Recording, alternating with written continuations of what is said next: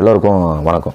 Second world வாரில் வந்து பார்த்திங்கன்னா நிறைய அதிர்ச்சியான சம்பவங்கள், ரொம்ப சுவாரஸ்யமான சம்பவங்கள்லாம் வந்து நம்ம ஹிஸ்ட்ரியில் படிச்சிருப்போம். ஹிட்லர் வந்து இறந்தது, ஜெர்மனியை வந்து ரஷ்யா கேப்சர் பண்ணது, முசோலினியோட கொடூரமான சாவு, அப்புறம் ஹிரோஷிமா நாகசாக்கியில் அமெரிக்கா கொண்டு போட்டது, பேர்ல் ஹார்பரில் ஜப்பான் கொண்டு போட்டது, இந்த மாதிரி பெரிய சம்பவங்கள்லாம் நம்ம படிச்சிருப்போம்.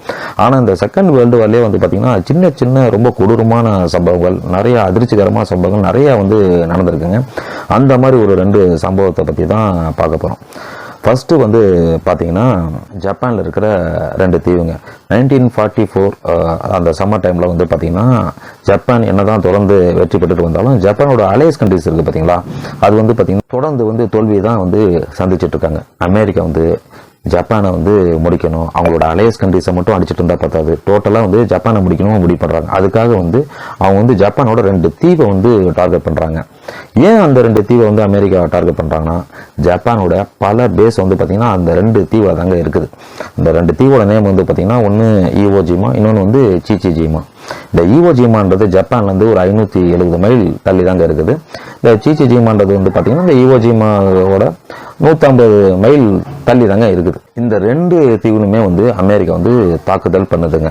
ஆனால் நம்ம பார்க்க போகிறது வந்து பார்த்திங்கன்னா இந்த சீச்சிஜிமாவில் நடந்த அட்டாக் இருக்குது பார்த்திங்களா, அதை பற்றி தாங்க பார்க்க போகிறோம். காரணம் என்னென்னா இதில் தான் நிறைய சுவாரஸ்யமான சம்பவங்கள் நடந்திருக்குங்க, ரொம்ப அதிர்ச்சியான சம்பவங்களும் வந்து நடந்திருக்கு. இன்னொன்று, அமெரிக்கா வந்து முக்கியமாக இந்த தீவை அழிக்கிறதுக்கான காரணம் என்னன்னு வந்து பார்த்திங்கன்னா, இந்த தீவில் தான் ஜப்பானோட சின்ன சின்ன சீ பிளான் பேஸ் இருக்குதுங்க. அதுக்கப்புறம் வெதர் ஸ்டேஷனும் அங்கே வச்சுருக்காங்க. அப்புறம் மைண்ட் ஸ்வீப்பிங் யூனிட்ஸும் வந்து அங்கே வச்சுருக்காங்க. அது மட்டும் இல்லை, அந்த தீவில் வந்து பார்த்திங்கன்னா 2 மலை இருக்குங்க. அந்த 2 மலையிலையும் வந்து பார்த்திங்கன்னா ரேடியோ ரிலே சிஸ்டமும் வந்து வச்சுருந்துருக்காங்க.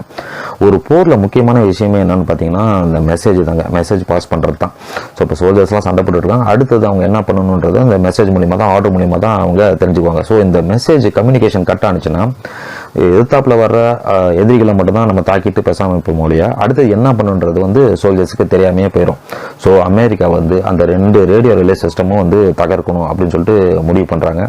இதுக்காக வந்து பார்த்திங்கன்னா 4 அவெஞ்சர் பிளேன்ஸை வந்து ரெடி பண்ணுறாங்க. அந்த 4 பிளேன்ஸில் வந்து பார்த்திங்கன்னா கிட்டத்தட்ட 9 சோல்ஜர்ஸ் வந்து அனுப்புகிறாங்க. ஆனால் அது வந்து ஒரு ஈஸியான டார்கெட் கிடையாதுங்க. அவ்வளோ ஈஸியாலாம் போய் அந்த ரேடியோ ஸ்டேஷன்ஸ் எல்லாம் அழிச்சிட முடியாது. காரணம் என்னென்னா, கிட்டத்தட்ட 25,000 ஜப்பானீஸ் ட்ரூப்ஸ் வந்து அங்கே இருக்காங்க. அவங்க தான் இந்த நான் சொன்ன பார்த்தீங்களா இந்த பேஸ் எல்லாமே வந்து கண்ட்ரோல் பண்ணிட்டு இருக்காங்க. அது மட்டும் இல்லை, அவங்கக்கிட்ட வந்து பார்த்திங்கன்னா ஆன்டி ஏர்கிராஃப்ட் சிஸ்டம் இருக்குங்க. அதாவது போர் விமானங்கள்லாம் தாக்கக்கூடிய சிஸ்டமும் வந்து அவங்க வச்சுருக்காங்க. ஸோ ரொம்ப ஈஸியாலாம் போய் அந்த ரேடியோ ஸ்டேஷன்ஸை அங்கே இருக்கிற விஷயங்கள்லாம் வந்து அமெரிக்காவை அழிச்சிட முடியாது. இருந்தாலும் வேறு வழி இல்லை, இந்த 4 அவெஞ்சர் பிளேனும் வந்து பார்த்திங்கன்னா அந்த ஐலாண்டில் காலையில் 8 மணிக்கு கரெக்டாக நுழையிறாங்க. இந்த பிளேன்ஸ் எல்லாம் வரதை பார்த்தோன்னே ஜப்பான் ட்ரூப்ஸ் எல்லாம் வந்து பார்த்தீங்கன்னா பயங்கரமாக தாக்க ஆரம்பிச்சிடுறாங்க. அதில் இந்த 4 பிளேனுமே வந்து பார்த்திங்கன்னா குண்டடிப்படுத்துங்க. இந்த 4 பிளேனில் ஒரு பிளேனில் இருக்கிற பைலட்டோட பேர் வந்து பார்த்திங்கன்னா புஷ். அவரோட வயசு வந்து பார்த்திங்கன்னா ஜஸ்ட்டு 20 தாங்க. அவரோட பிளேன் இன்னும் பார்த்திங்கன்னா குண்டடி பட்டுருது. ஆனாலும் அதை பற்றி அவர் கவலையப்படல, தொடர்ந்து அவர் டார்கெட்டை நோக்கி அவர் போயிட்டே இருக்காருங்க. அந்த பிளேன் வந்து குண்டடி பட்டதுனால வந்து அதுலேருந்து புகைகள் வந்து நிறையா வர ஆரம்பிக்குது. அதனால் அவரோட விசிபிலிட்டி வந்து பார்த்திங்கன்னா சுத்தமாக போயிடுது. எத்தாப்பில் என்ன இருக்குதுன்னு அவருக்கு தெரியல. ஆனாலும் குத்து மதிப்பாக அந்த டார்கெட்டை நோக்கி போகிறாருங்க. 2 குண்டுங்களை வந்து அந்த டார்கெட்டை நோக்கி வந்து ரிலீஸ் பண்ணுறாரு. அந்த 2 குண்டுமே பெர்ஃபெக்டாக போய் அந்த டார்கெட்டையும் அடைஞ்சிருதுங்க. அந்த ரேடியோ ஸ்டேஷன் வந்து வெடித்து செதுறது. இவர் மட்டும் இல்லை, அந்த 3 ஃப்ளைட்டு, மற்ற 3 ஃப்ளைட் இருக்குது பார்த்திங்களா, அவங்களும் வந்து அவங்களோட டார்கெட்டை வந்து சரியாக பண்ணிடுறாங்க. கரெக்டாக அந்த ரேடியோ ஸ்டேஷனை வந்து தகர்த்துறாங்க. என்ன தான் இவங்க டார்கெட்டை வந்து அச்சீவ் பண்ணியிருந்தாலும் இந்த 4 ஃப்ளைட்டுமே வந்து பார்த்திங்கன்னா குண்டடி பட்டுருது. இவங்க திரும்புகிறாங்க, அந்த டார்கெட்டை அச்சீவ் பண்ணிட்டு திரும்புகிறாங்க. ஆனால் இந்த 4 ஃப்ளைட்டுமே வந்து பார்த்திங்கன்னா கண்ட்ரோலில் இழந்துருது. இந்த 3 ஃப்ளைட்டுமே வந்து பார்த்திங்கன்னா அந்த 20 பையன் சொன்ன பார்த்திங்கன்னா புஷ்ன்னு சொல்லிட்டு அவரை தவிர இந்த 3 ஃப்ளைட்டுமே கடல்லே வந்து விழுந்துருது. இவர் வந்து முடிஞ்ச வரைக்கும் இந்த புஷ் முடிஞ்ச வரைக்கும் அந்த தீவுல வந்து ரொம்ப தூரம் போயிடணும் அப்படின்னு சொல்லிட்டு நினைக்கிறாருங்க. அதனால அவர் முடிஞ்ச வரைக்கும் கண்ட்ரோல் பண்ணி அந்த ஃப்ளைட்டை ஓட்டுறாரு. ஒரு குறிப்பிட்ட ஸ்டேஜுக்கு மேலே வந்து பார்த்திங்கன்னா ஃப்ளைட் அதோட கண்ட்ரோல் வந்து சுத்தமாக இழந்துருது. ஃப்ளைட் வந்து ரொட்டேட் அடிக்க ஆரம்பிச்சிருது. பின்னாடி இருக்கிற 2 பேருக்கு வந்து இந்த புஷ் வந்து ஆர்டர் பாஸ் பண்ணுறாரு. அவ்வளோதான், இதுக்கு மேலே ஃப்ளைட்டு வந்து கண்ட்ரோல் பண்ண முடியாது, நீங்கள் 2 பேரும் உடனே பேராஷூட் ஓப்பன் பண்ணி குதிச்சிருங்க அப்படின்ற மாதிரி அவங்கக்கிட்ட சொல்கிறாரு. இவரும் வந்து பார்த்திங்கன்னா அவரோட பேராஷூட்டை ஓப்பன் பண்ணுறாரு. ஃப்ளைட் வந்து ரொட்டேட் ஆகிட்டே இருக்கனால இவங்ககிட்ட கண்ட்ரோலே இல்லைங்க. என்னதான் ஒரு பேராஷூட் ஓப்பன் ஆனாலும் வந்து பார்த்திங்கன்னா அந்த ஃப்ளைட்டோட பாடியில் வந்து 2-3 இடத்துல புஷ்ஷுக்கு வந்து அடிபட்டு தான் வந்து அந்த பேராஷூட்டோட அவர் வெளியே போகிறார். இவங்க 2 பேரில் வந்து பார்த்திங்கன்னா ஒருத்தருக்கு பேராஷூட்டே வந்து ஓப்பன் ஆகலைங்க. இன்னொருத்தருக்கு வந்து பார்த்திங்கன்னா பேராஷூட் ஓப்பன் ஆகும், அந்த ஃப்ளைட்லேருந்து அவரால் குதிக்க முடியல. ஸோ இவங்களோட ஃப்ளைட்டும் வந்து பார்த்திங்கன்னா தொடர்ந்து வேகமாக போய் அந்த கடல்லே விழுது.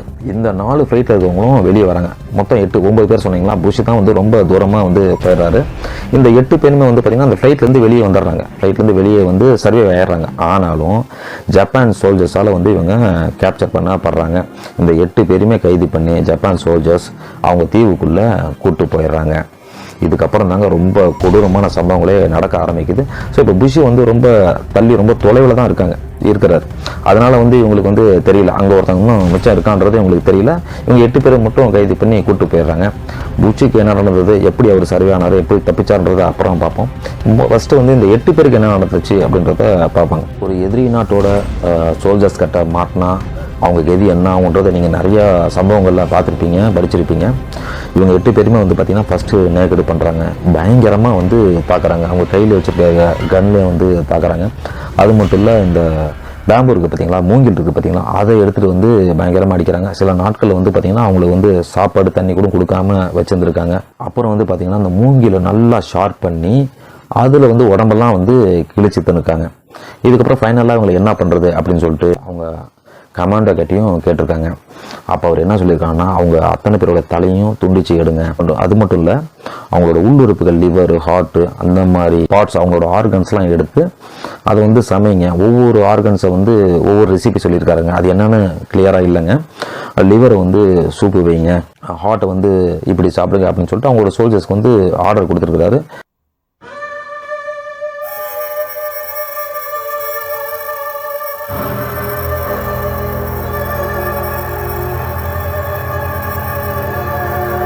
அது மட்டும் இல்லை, ஜப்பானோட ஹையர் அஃபீஷியல்ஸும் வந்து பார்த்திங்கன்னா இந்த தீவுக்கு வந்திருக்காங்க. அவங்களுக்கு இந்த 8 சோல்ஜர்ஸோட ஆர்கன்ஸ்லாம் வந்து சமைச்சு அவங்களுக்கு ரெசிப்பியாக வந்து கொடுத்துருக்காங்க. அந்த கமாண்டோ இருக்காரு பார்த்தீங்களா, அவருக்கு வந்து பார்த்திங்கன்னா ஒருத்தரோட லிவரை வந்து சூப்பு போட்டு அதில் சில வெஜிடபிள்ஸ்லாம் போட்டு நல்லா சூடாக சூப்பு பண்ணி கொடுத்துருக்காங்க. அதை ருசித்து வந்து அவர் குடிச்சிருக்கிறாரு. இதுக்கு காரணம் வந்து அந்த கமாண்டோ என்ன சொல்கிறாருன்னா, இதெல்லாம் வந்து சாப்பிட்டிங்கன்னா, அதாவது ஹியூமன்ஸோட ஆர்கன்ஸ்லாம் வந்து சாப்பிட்டிங்கன்னா போர்க்காலத்தில் வந்து அது வந்து பார்த்திங்கன்னா உங்களுக்கு நிறையா வந்து எனர்ஜி கொடுக்கும். அது மட்டும் இல்லை, இது வந்து ஸ்டொமக்குக்கு வந்து ரொம்ப நல்லது அப்படின்னு சொல்லிட்டு சயின்டிஃபிக்காக சில ரீசன்ஸ்லாம் வந்து சொல்லியிருக்கிறாரு. அது மட்டும் இல்லை, ஒருத்தரோட லிவரை வந்து பார்த்திங்கன்னா அந்த மூங்கில் குச்சியில் சொருகி வேச்சு சாப்பிட்ருக்காங்க. இதுக்கான தடயங்கள்லாம் வந்து அங்கே இருந்திருக்குது. அது மட்டும் இல்லைங்க, அந்த இப்போ கத்தினா ஒரே வெட்டில் வந்து தலை துண்டாக போயிடும், டக்குன்னு நம்ம இறந்துருவாங்க. அது ஒரு பிரச்சனை இல்லைங்க. இவங்க என்ன பண்ணியிருக்காங்க, அந்த மூங்கிலை வந்து ஷார்ப் பண்ணி அந்த மூங்கிலை வந்து சில பேரோட கழுத்தெல்லாம் வந்து அறுத்து வெட்டி எடுத்திருக்காங்க. ஸோ இப்போ அவங்க எவ்வளோ வலிச்சது இருக்கும் யோசிச்சு பாருங்கள். இந்த கமாண்டோ வந்து ஒரு குடிகார கமாண்டோ அப்படின்ற மாதிரி தான் சொல்கிறாங்க. அவர் வந்து போதையில் தான் வந்து இந்த ஆர்டரை பாஸ் பண்ணிட்டாரு அப்படின்ற மாதிரி சொல்கிறாங்க. அப்படி போதையில் வந்து ஆர்டர் பாஸ் பண்ணியிருந்தாலும் நேரம் வந்து எப்படி அவர் வந்து சாப்பிட்டு வந்திருப்பார். ஸோ இவங்க பர்பஸாக தான் வந்து இது சாப்பிட்ணும் அப்படின்றதுக்காக தான் வந்து சாப்பிட்ருக்காங்க. அது தெளிவாக தெரியுது. அது மட்டும் இல்லை, இவங்க வந்து அந்த அமெரிக்கன் சோல்ஜர்ஸோட மாமிசத்தையும் வந்து சாப்பிட்ருக்காங்க அப்படின்ற மாதிரி தான் சொல்கிறாங்க. இது எந்த அளவுக்கு உண்மை தெரியலங்க. பட் ஆர்கன்ஸ்லாம் வந்து சமைச்சு சாப்பிட்டது, சூப்பு வச்சு குடிச்சதுன்றது 100% உண்மை அப்படின்றத அமெரிக்காவில் இருக்கிற ஒரு அட்வொகேட் பாட்லி அப்படின்ற ஒருத்தர் தாங்க வந்து இதை இன்வெஸ்டிகேட் பண்ணி சொல்லியிருக்கிறார். ஓகே, இப்போ புஷ்ன்னு சொன்ன பார்த்தீங்களா, ஒரு 20 வயசு பைலட், அவர் வந்து எப்படி தப்பிச்சாருன்றதை வந்து பார்ப்பாங்க. இவங்க 8 பேத்தையும் கைது பண்ணி கூட்டிகிட்டு போயிடுறாங்க. அப்புறம் இந்த 8 பேர் மூலிமா இன்னொருத்தங்க இருக்கான் அப்படின்றது வந்து இவங்களுக்கு தெரிய வருது. அவனை பிடிக்கிறதுக்காக வந்து பார்த்தீங்கன்னா ஒரு கன் போட்டை வந்து அனுப்புகிறாங்க. ஒரே ஒரு கன் போட்டு தான் இவரை தேடிட்டு வருது. இவர் கடலில் ரொம்ப தொலைவில் இருக்கிறனால அவங்களுக்கு விசிபிலிட்டி சரியாக இல்லாமல் தொலைகிட்டு வந்துகிட்டு இருக்காங்க. அப்போ வந்து பார்த்தீங்கன்னா அந்த கன் போட்டு வரதை வந்து புஷ் பார்க்குறாரு. என்ன பண்ணுன்னு தெரியல. அந்த கன் போட்டும் ஒரு கிட்ட நெருங்கி வருது. ஆனால் வந்து புஷ்ஷுக்கு மேலே வந்து பார்த்திங்கன்னா அமெரிக்காவோட பிளேன் வந்து ஒரு 2-3 பிளேன் வந்து சுற்றிட்டு இருக்குதுங்க. அவரை ப்ரொடெக்ட் பண்ணி அந்த பிளேன்லேருந்து பார்த்திங்கன்னா இந்த கன் போட்டை தாக்குறாங்க. இதை பார்த்துட்டு அந்த கன் போட்டு வந்து பார்த்திங்கன்னா இவர்கிட்ட வர முடியாமல் தடுமாறுறாங்க. அப்போ அந்த கன் போட்லேருந்து வந்து பார்த்திங்கன்னா அவங்க தீவுக்கு வந்து ஆர்டர் வந்து பாஸ் பண்ணுறாங்க. இன்னும் கன் போட்ஸ்லாம் எடுத்துகிட்டு வாங்க அப்படின்ற மாதிரி ஆர்டர் பாஸ் பண்ணுறாங்க. ஸோ இன்னும் நிறையா கன் போட்டுகள் வந்து வரப்போகுது. இப்போ என்ன பண்ணுறதுனே தெரியாத சுச்சுவேஷனில் வந்து பார்த்திங்கன்னா புஷ் இருக்கிறார். இப்போ இருக்கிற அட்வான்ஸ் பிளேன்லாம் வந்து அப்போ கிடையாதுங்க. ஸோ புஷ்ஷை வந்து எடுக்க முடியாமல் தடுமாறிட்டு இருக்காங்க, காப்பாற்ற முடியாமல் தடுமாறிட்டு இருக்காங்க. அப்போ வந்து பார்த்திங்கன்னா திடீர்னு தண்ணிக்குள்ளேருந்து ஏதோ ஒன்று வருதுங்க. புஷ்ஷு பக்கத்துலேயே வந்து பார்த்திங்கன்னா அது வருது. அவர் என்னன்னு சொல்லிட்டு மிரண்டு போயிடுறாரு, ரொம்ப பயந்து போயிடுறாரு. அது வேறு எதுவும் இல்லை, அமெரிக்காவோட சப்மரைன் தாங்க வருது. அவருக்கு வந்து பார்த்திங்கன்னா அந்த சப்மரைனை பார்க்கும்போது கடவுளையே பார்த்த மாதிரி இருக்குது. டக்குன்னு நீச்சல் அடிச்சுட்டே போய் அந்த சப்மரைனில் ஏறி அவர் தப்பிக்கிறாரு. அவர் வந்து தப்பிச்சு சர்வே வந்ததுக்கப்புறம் வந்து பார்த்திங்கன்னா ரொம்ப நாள் வரைக்குமே அவருக்கும் இந்த விஷயங்கள் தெரியாமல் இருக்குதுங்க. அவரோட ஃபுல் நேம் வந்து பார்த்திங்கன்னா ஜார்ஜ் W.H. புஷ்ஷுங்க. அவர் பின்னால் வந்து பார்த்திங்கன்னா அமெரிக்காவோட பிரசிடெண்ட்டாகவே ஆனார். பிரசிடெண்ட்டாக ஆனதுக்கு அப்புறம் கூட இந்த 8 பேருக்கும் என்ன நடந்துச்சுன்றது அவருக்கு தெரியாமல் தாங்க இருந்திருக்கு. ஆக்சுவலாக இந்த சம்பவங்கள்லாம் நடந்து இந்த வாரம்லாம் முடிஞ்சு கொஞ்ச நாளுக்கு அப்புறம் வந்து பார்த்திங்கன்னா இந்த 8 பேருக்கும் என்ன நடந்துச்சு அப்படின்னு சொல்லிட்டு அமெரிக்காவோட, நான் ஏற்கனவே சொன்ன பார்த்தீங்களா, அமெரிக்காவோட ஒரு அட்வொகேட் பார்லி அப்படின்றவர் வந்து பார்த்திங்கன்னா இந்த சம்பவம் தொடர்பாக வந்து நிறைய இன்வெஸ்டிகேட் பண்ணுறாரு. நிறைய ரிசர்ச் பண்ணி இந்த விஷயங்கள்லாம் வந்து அவரு தான் வந்து கண்டுபிடிச்சிருந்துருக்காருங்க. ஆனாலும் இந்த தகவல்லாம் வந்து உடனே அவர் வெளியே இல்லை, அமெரிக்காவும் வெளியே விட வந்து மறுத்துருதுங்க. ஏன்னா இந்த மாதிரி ஒரு கொடூரமான சம்பவங்கள் வந்து நம்ம பிள்ளைக்கு நடந்திருக்கு, நம்மளோட கணவனுக்கு நடந்திருக்கு அப்படின்னா அவங்க வீட்டில் இருக்கவங்க எவ்வளோ வருத்தம் ஏற்படும் கொஞ்சம் யோசிச்சு பாருங்கள். தன்னுடைய மகனோட கறியை வந்து அவங்க சமைச்சு சாப்பிட்ருக்காங்க, லிவரை வந்து வச்சு சாப்பிட்ருக்காங்க, சூப்பு போட்டு சாப்பிட்ருக்காங்க, எவ்வளோ கொடுமைகள்லாம் பண்ணியிருக்காங்க. தெரிஞ்சால் அவங்க மனசு எவ்வளோ வேதனைப்படும். ஜஸ்ட் அவங்க இறந்துருக்காங்க, போருக்கு நாட்டுக்காக இறந்தாங்க அப்படின்றதே அவங்களுக்கு பெருமையான விஷயமா இருக்கும். அப்படி நினச்சிட்டே கூட அவங்க வாழ்ந்துருவாங்க. பட் இதெல்லாம் தெரிஞ்சால் அவங்களுக்கு எவ்வளோ மனவேதனையாக இருக்கும். அதனாலே வந்து பார்த்திங்கன்னா அமெரிக்கன் கவர்மெண்ட்டே வந்து இந்த விஷயங்கள்லாம் வெளியே விடாமல் தாங்க வச்சுருந்துருக்காங்க. இந்த சம்பவங்கள்லாம் நடந்ததுக்கப்புறம், போர்லாம் முடிஞ்சதுக்கப்புறம், செகண்ட் வேர்ல்டு வரை முடிஞ்சதுக்கப்புறம் வந்து பார்த்திங்கன்னா ஜப்பான் வந்து அமெரிக்காவோட சரண் அடைஞ்சிருதுங்க. இந்த சம்பவத்தில் ஈடுபட்ட 2 ஆஃபீஸர்ஸை வந்து பார்த்திங்கன்னா அமெரிக்கா கைது பண்ணுதுங்க. அவங்க என்ன இதுக்கு விளக்கம் கொடுத்தாங்கன்னா, இல்லை நாங்கள் வந்து அப்போ எந்த ஒரு சப்ளையும் எங்களுக்கு இல்லாமல் இருந்துச்சு, எந்த ஒரு ஃபுட் சப்ளையும் எங்களுக்கு இல்லை, எங்களுக்கு என்ன பண்ணுறதே தெரில, பசி கொடுமை, எங்களுக்கு வேறு வழி தெரில, அதனால தான் வந்து இவங்களை வந்து சாப்பிட்டோம் அப்படின்ற மாதிரி சொன்னாங்க. ஆனால் இதுவும் வந்து பார்த்திங்கன்னா ஒரு ஏற்றுக்கக்கூடிய விளக்கம் மாதிரி இல்லை. அதனால் வந்து பார்த்திங்கன்னா அந்த 2 ஆஃபீஸருக்கும் வந்து பார்த்திங்கன்னா அமெரிக்கா போட்டு மரண தண்டனை வந்து கொடுத்துருது. இந்த சம்பவங்கள் நடந்து 60 வருஷம் வரைக்கும் இந்த உண்மைகள்லாம் வெளியே தெரியாமல் தாங்க இருந்துச்சு. 60 வருஷத்துக்கு அப்புறம் தாங்க தெரியுது. அதுவும் வந்து பார்த்திங்கன்னா மீடியாலாம் வரலங்க. இந்த சம்பவத்தை வந்து இன்வெஸ்டிகேட் பண்ணி கண்டுபிடிச்சாரு பார்த்தீங்களா, பார்லி அப்படின்னு சொல்கிற அந்த அட்வொகேட். அவர் வந்து ஒரு புக் எழுதியிருக்கிறாருங்க. அந்த புக்கோட நேம் வந்து பார்த்திங்கன்னா fly boys A True Story of Courage அப்படின்ற புக்கில் வந்து இது எல்லாத்தையுமே டீட்டெயிலாக எழுதியிருக்கிறாரு. இந்த புக்கை படித்து தான் அந்த இன்சிடென்ட்லேருந்து சர்வே ஆனார் பார்த்தீங்களா புஷ், அவருக்கே வந்து தெரிய ஆரம்பிச்சிருக்குங்க. பின்னால் வந்து பார்த்திங்கன்னா புஷ்ஷை போய் நிறைய மீடியா வந்து கண்டக்ட் பண்ணி இது சம்மந்தமாக கேள்வி வந்து கேட்குறாங்க.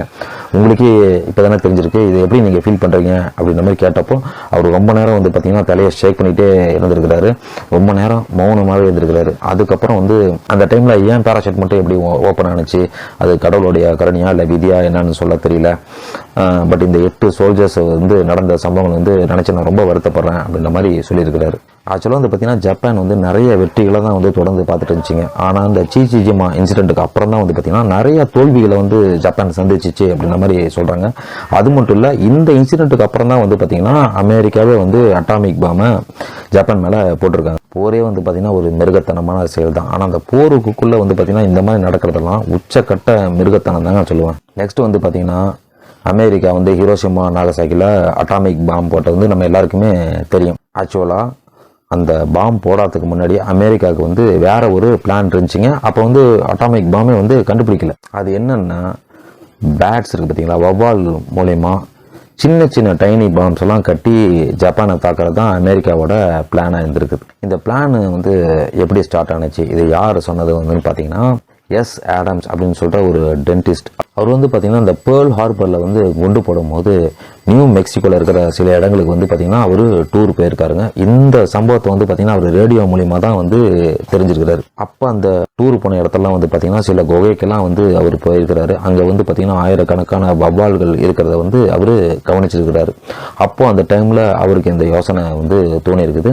உடனே வந்து பார்த்திங்கன்னா ஒயிட் ஹவுஸில் போய் இந்த பிளானையும் வந்து அவர் சொல்கிறாரு. அப்போ அமெரிக்காவோட த நேஷனல் டிஃபென்ஸ் ரிசர்ச் கமிட்டியும் வந்து பார்த்திங்கன்னா இந்த ஐடியாவுக்கு வந்து ஒப்புதல் கொடுக்குறாங்க. இதுக்காக வந்து பார்த்திங்கன்னா அவங்க வந்து ஒருத்தர் கூப்பிட்றாங்க, டொனால்ட் கிரிஃபின் அப்படின்ற ஒருத்தர் தாங்க. இவர் யாருன்னு பார்த்திங்கன்னா இவர் வந்து ஒரு சைக்காலஜிஸ்ட்டுங்க. அது மட்டும் இல்லை, இந்த வவ்வால்களை பற்றி வந்து நிறையா தெரிஞ்சு வச்சிருக்கிறாரு. பேட்ஸோட நல்ல எக்ஸ்பர்ட்னு சொல்லலாம். ஸோ அவரை வந்து கூப்பிட்டு அவர்கிட்ட இந்த விஷயத்த சொல்கிறாங்க. அவரோட ஒப்புதலோட அவரோட ஹெல்ப்போட வந்து இதை வந்து மூவ் பண்ண ஆரம்பிக்கிறாங்க. இதுக்காக இந்த NDRC என்ன பண்ணுறாங்கன்னு வந்து பார்த்திங்கன்னா நிறைய குகைகளில் போய் ஆயிரக்கணக்கான வவால்களை வந்து பிடிச்சிக்கிட்டு வராங்க. அது மட்டும் இல்லை, அதெல்லாம் வந்து பார்த்திங்கன்னா டிரான்ஸ்போர்ட் ஆகி ஜப்பான் வரைக்கும் போகணும் பார்த்தீங்களா. அதுக்கு வந்து என்ன பண்ணுறாங்கன்னா, இது வந்து ஒரு ஃபோர்ஸ்டு ஹைபர்னேஷனை வந்து யூஸ் பண்ணுறாங்க. ஆக்சுவலாக மிருகங்கள் பறவைகள்லாம் வந்து பார்த்திங்கன்னா நேச்சுராகவே அது வந்து ஹைபர்னேட் பண்ணும். அப்படி இல்லாமல் இவங்க என்ன பண்ணுறாங்கன்னா, ஒரு ஐஸ் ட்ரேயில் வந்து இந்த வவால்கள்லாம் வச்சு செயற்கையாக ஒரு ஹைபர்னேஷனை அதை பண்ண வைக்கிறாங்க. இந்த ப்ராஜெக்ட்டுக்கு வந்து பார்த்திங்கன்னா ப்ராஜெக்ட் எக்ஸ்ரே அப்படின்னு சொல்லிட்டு பேரும் வைக்கிறாங்க. ஸோ இதை வந்து சின்ன சின்ன டெஸ்ட் பண்ணி பார்க்கணும் அப்படின்னு சொல்லிட்டு என்ன பண்ணுறாங்க, சில வவால்களில் வந்து பார்த்திங்கன்னா டைனி பாம்ஸ்லாம் கட்டி விட்டு அது டார்கெட்டை போய் சரியாக அடையுதான்னு சொல்லிட்டு டெஸ்ட் பண்ணி பார்க்குறாங்க. இந்த டெஸ்ட்டு வந்து பார்த்திங்கன்னா கிட்டத்தட்ட 30 முறை வந்து பண்ணி பார்க்குறாங்க. ஏன்னா வந்து பார்த்திங்கன்னா அவங்களுக்கு போதுமான அளவு அந்த திருப்தி அளிக்கலை, அந்த டார்கெட்டை வந்து அது சரியாக அடையலை.